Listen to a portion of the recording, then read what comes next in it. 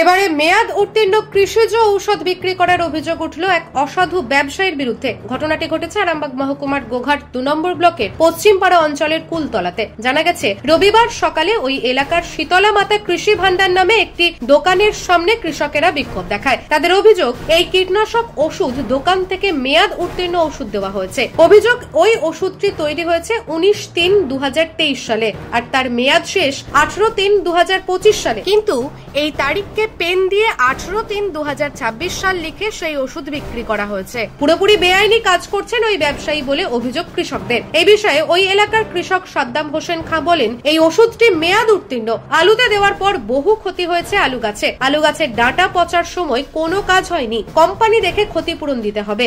সেটা হচ্ছে এই ২ নম্বরই ওষুধ ধরা পড়েছে। ওষুধ যখন আলু দেওয়া হয় বহু লোকের ক্ষতি হয়েছে। ডাঁটা পচা লেগে ওষুধ কোনো কাজ করেনি।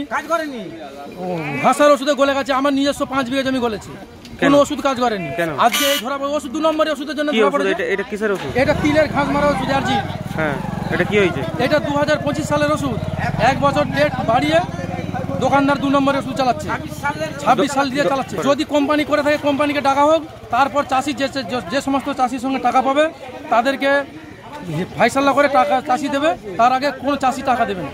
হ্যাঁ, ২৬ সালে এক্সপায়ার ডেট চালাচ্ছে। ২৫ সালে এক্সপায়ার ডেট স্ক্যানার করার পর ধরা পড়েছে। কলমে লিখে ডেটটা কলম, হ্যাঁ 4 দিন, সম্ভবত 5 দিন আজনি। আর ওইটা 1 বছরের ডেট বাড়িয়েছে এক্সপায়ার। আচ্ছা, 1 বছরের ওষুধটা বেচবে। এটা বহু লোকের চাষির ক্ষতি হয়েছে। আমরা চাইছি এর ব্যবস্থা নেওয়া হোক।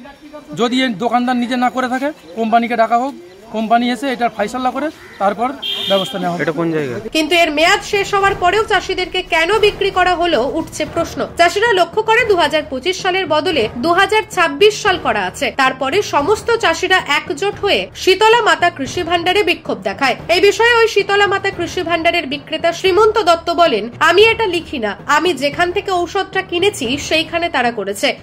ওইটা তো হচ্ছে কোম্পানির লোক দিয়েছে, আমি বুঝতে পারিনি।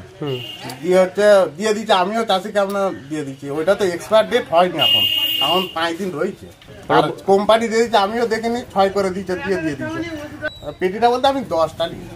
আমি কোম্পানিকে জানিয়েছি অটোমেটিক। তারা বলছে যে হয়তো হতে পারে ভুল বশত আমাদের কোম্পানির ছেলেরা দিয়ে দিয়েছে।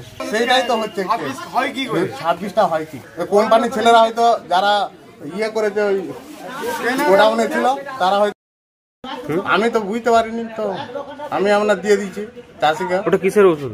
ওইটা তিলে খাস মারা। দামটা ওই চাষি বিক্রি ৪৫০ টাকা। হয়নি, এখন 5 দিন আছে। তো বলছো তো এক্সপায়ার হয়ে গেছে। না, এক্সপায়ার হয়নি, দেখুন এক্সপায়ার হয়নি এখন, দেখুন না। আচ্ছা, এটা কি 5 দিন আছে, এক্সপায়ারকে 5 দিন আছে এখন। হ্যাঁ, অবশ্যই হবে। এখন ডেট কাটার পরেও 2 মাস 3 মাস কাজ হবে। ডেট কাটার পরেও 3-4 মাস কাটা হবে। তারা বলছে যে হয়তো ভুলবশত হয়ে গেছে, হয়তো দেখি।